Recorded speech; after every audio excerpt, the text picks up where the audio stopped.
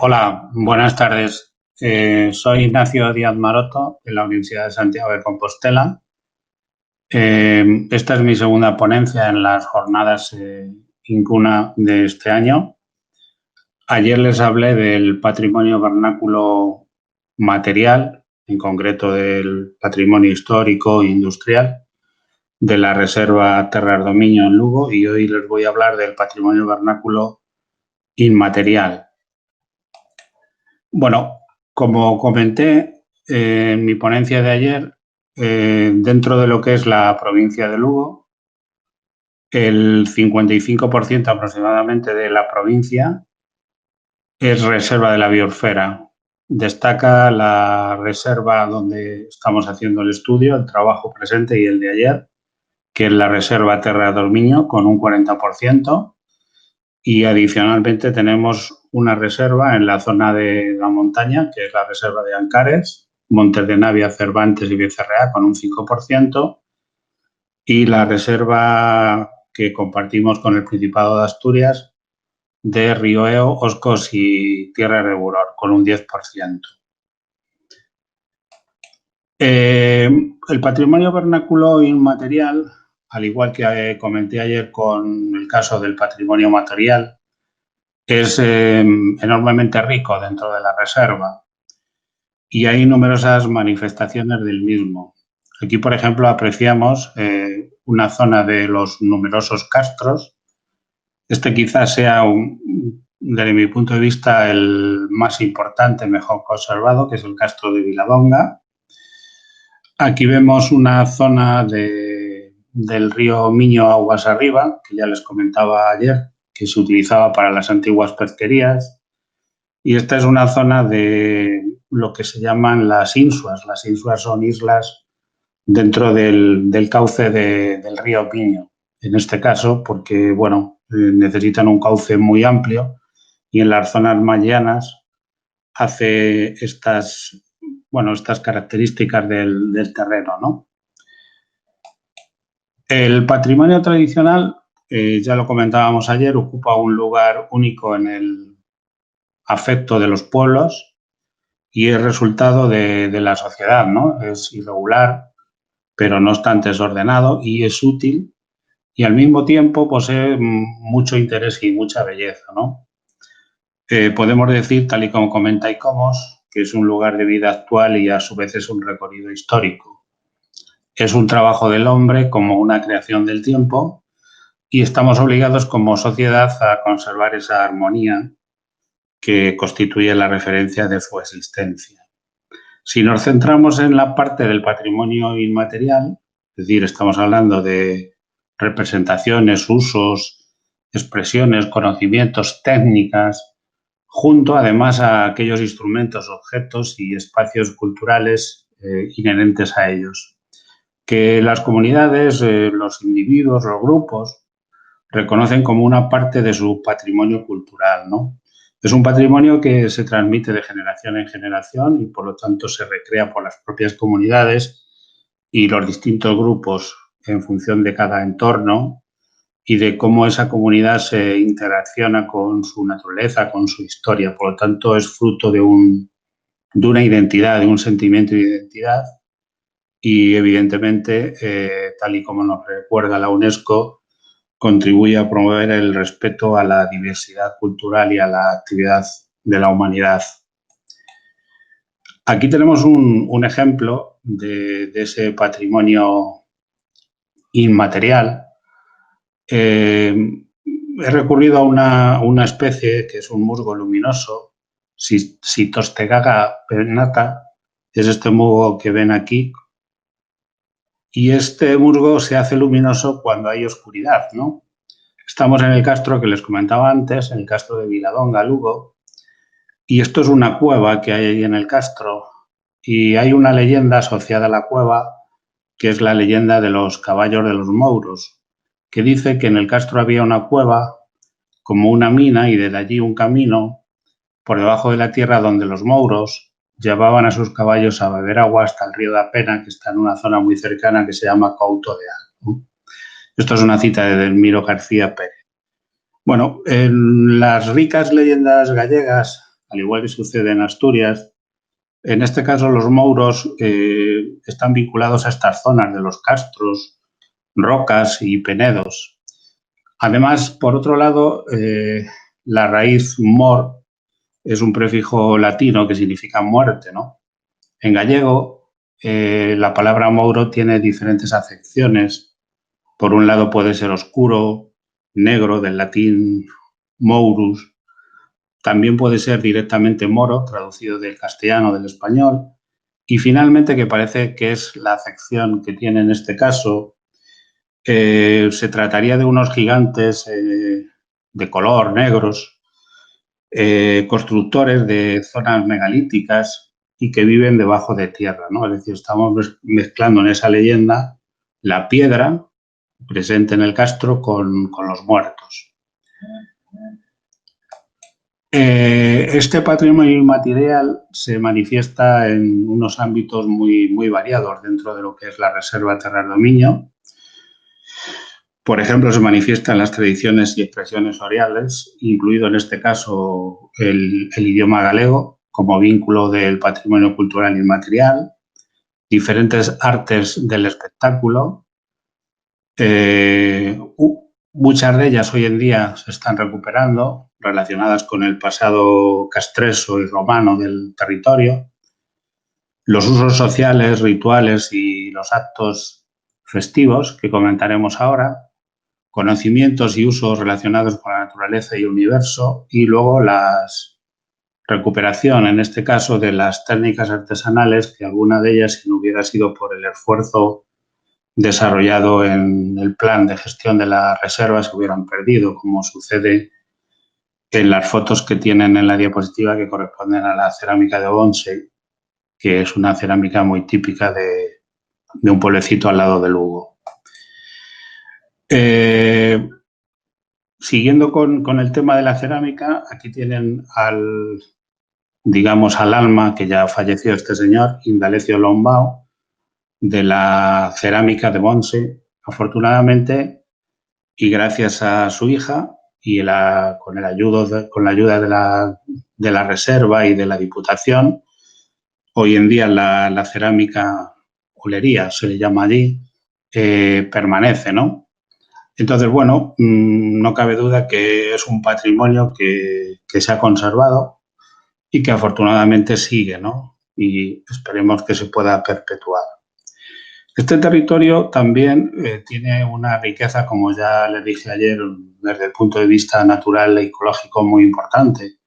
Hay una parte del territorio que es un lugar de importancia comunitaria, que bueno, está asociado a los diferentes cauces de agua o a los principales cauces de agua del río Miño, los ríos Ladra y Parga y el río Támoga, y que tiene numerosos hábitats muy interesantes, ¿no? Y muy variados. Hay una biodiversidad elevadísima en este territorio.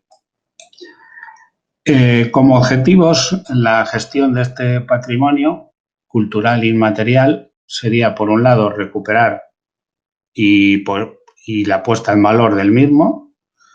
Por un lado, el patrimonio asociado a las tradiciones y expresiones orales con base en el idioma propio de todo este territorio galego. Las artes del espectáculo, pues principalmente la cultura castresa romana. Usos sociales, rituales y actos festivos como puede ser un agosto, que bueno, también es típico en Asturias. Conocimientos y usos legados con la naturaleza y el universo, por ejemplo, la celebración del solsticio de verano en San Juan, en San Xoán, o la predicción del tiempo con las témporas, que también me parece que es una cosa que se hace en Asturias. O las técnicas artesanales tradicionales, por ejemplo, la cerámica de Bonse, que hablábamos antes, u otras, Buño, Gundibós, etc. Y por otro lado, preservar aquellas tradiciones y expresiones intangibles, es decir, los modos de vida, la etnografía, la cultura y el folclore. Aquí vemos el puente romano de Lugo, que ya les comenté ayer su restauración o su afortunada restauración y su acercamiento a los lucenses, ¿no? Para poner en valor este patrimonio que hay tan abundante dentro de la reserva, Hay que destacar la rica toponimia del territorio, las numerosas leyendas existentes de tradición oral, por ejemplo, la que les he comentado de los mouros, los diferentes festejos y oficios tradicionales, hay infinitos. Por ejemplo, tengo aquí recogidos algunos. El oficio de canteiros, trabajando la pedra. En Galicia, afortunadamente, existen aún escuelas de cantería muy famosas, ¿no? Estas escuelas de cantería están trabajando hoy en día, por ejemplo, en la restauración de la Catedral de Santiago o, por ejemplo, en la Sagrada Familia. Inclusive se han ofrecido para la restauración de Notre Dame.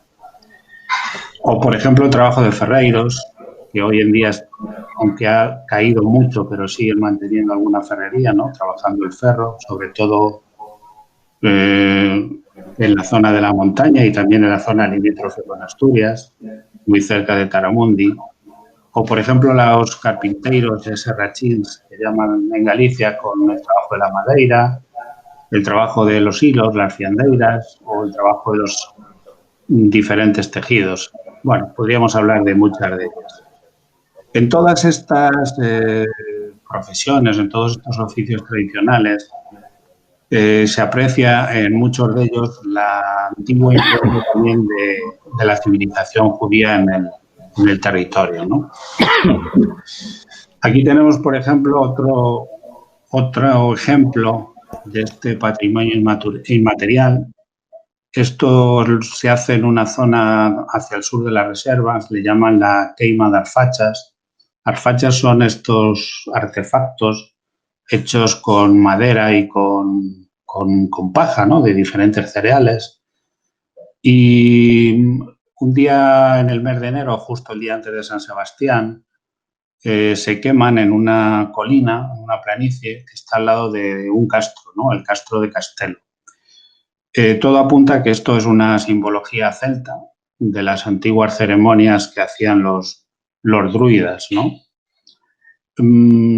Hay numerosas hipótesis de por qué sucedía esto o por qué se hacía esto, pero bueno, no es un momento para ponerme a hablar de ello porque la verdad que no se sabe a ciencia cierta, ¿no? Es decir, hay muchas suposiciones de por qué sucede, ¿no?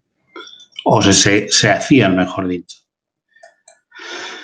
Y como conclusión es decir que en este territorio tan rico de terra dominio, además de su riqueza y de la posibilidad de ver esos ecosistemas que les comentaba ayer, atlánticos, asociados a los sistemas de uso del territorio tradicionales, que por eso es reserva de la biosfera, junto a los abundantes restos patrimoniales, tanto materiales como inmateriales, que aparecen en el territorio ya desde antes de la época de los romanos, pues bueno, podríamos decir desde la prehistoria.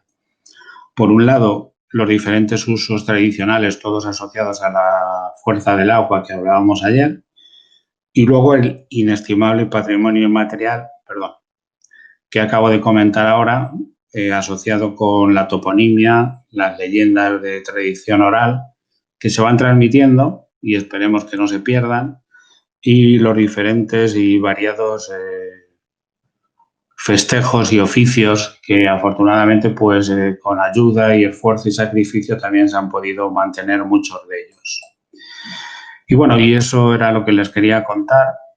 Agradecer a Incuna una vez más la posibilidad de presentar el territorio de la Reserva de la Biosfera y muchas gracias por su atención. Muchas gracias, Ignacio, por tu excelente ponencia.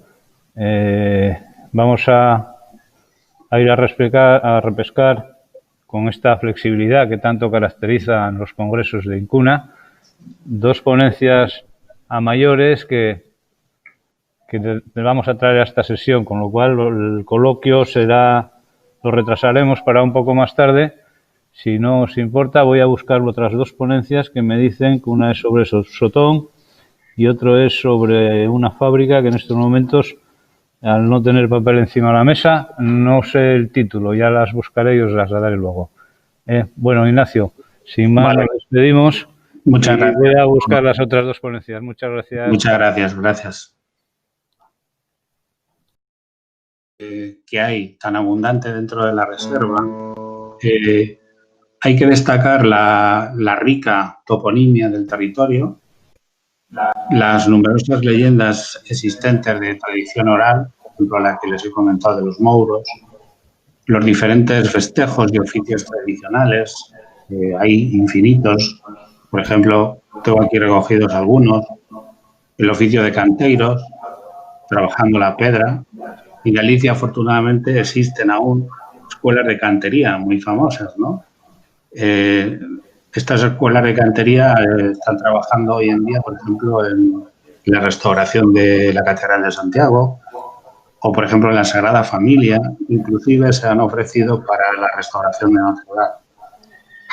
O, por ejemplo, el trabajo de ferreiros, que hoy en día, aunque ha caído mucho, pero siguen manteniendo alguna ferrería, ¿no? Trabajando el ferro, sobre todo en la zona de la montaña y también en la zona limítrofe con Asturias, muy cerca de Taramundi.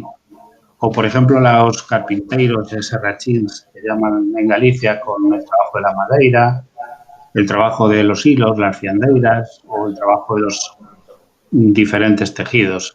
Bueno, podríamos hablar de muchas de ellas. En todas estas profesiones, en todos estos oficios tradicionales, se aprecia en muchos de ellos la antigua influencia también de la civilización judía en el territorio, ¿no? Aquí tenemos, por ejemplo, otro ejemplo de este patrimonio inmaterial.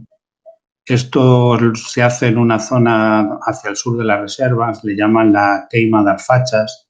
Arfachas son estos artefactos hechos con madera y con paja, ¿no? De diferentes cereales. Y un día en el mes de enero, justo el día antes de San Sebastián, se queman en una colina, en una planicie que está al lado de un castro, ¿no? El castro de Castelo. Todo apunta a que esto es una simbología celta de las antiguas ceremonias que hacían los druidas, ¿no? Hay numerosas hipótesis de por qué sucedía esto o por qué se hacía esto, pero bueno, no es un momento para ponerme a hablar de ello porque la verdad que no se sabe a ciencia cierta, ¿no? Es decir, hay muchas suposiciones de por qué sucede, ¿no? O se hacían, mejor dicho. Y como conclusión es decir que en este territorio tan rico de terra dominio, además de su riqueza y de la posibilidad de ver esos ecosistemas que les comentaba ayer, atlánticos, asociados a los sistemas de uso del territorio tradicionales, que por eso es reserva de la biosfera, junto a los abundantes restos patrimoniales, tanto materiales como inmateriales, que aparecen en el territorio ya desde antes de la época de los romanos, pues bueno, podríamos decir desde la prehistoria. Por un lado, los diferentes usos tradicionales, todos asociados a la fuerza del agua que hablábamos ayer, y luego el inestimable patrimonio inmaterial, que acabo de comentar ahora, asociado con la toponimia, las leyendas de tradición oral, que se van transmitiendo y esperemos que no se pierdan, y los diferentes y variados festejos y oficios que afortunadamente pues con ayuda y esfuerzo y sacrificio también se han podido mantener muchos de ellos. Y bueno, y eso era lo que les quería contar. Agradecer a Incuna una vez más la posibilidad de presentar el territorio de la Reserva de la Biosfera y muchas gracias por su atención.